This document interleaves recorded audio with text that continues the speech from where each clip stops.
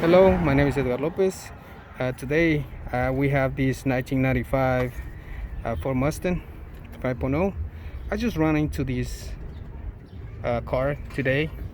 As you guys can see on my setup, I have the positive side of this battery right here.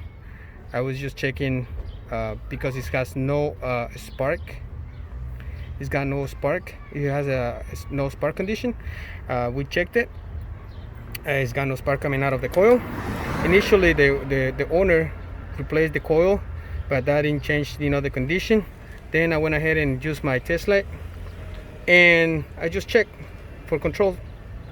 Going to the coil, didn't have any. So then we just look at the control module. And to be honest with you guys, the guy was just desperate, and he just want to go ahead and I told him, that could be the issue on the ignition module. So he went ahead and bought it. We just got it hooked up already, and we're gonna bring you right now. Next, we're gonna find out if the car starts or not.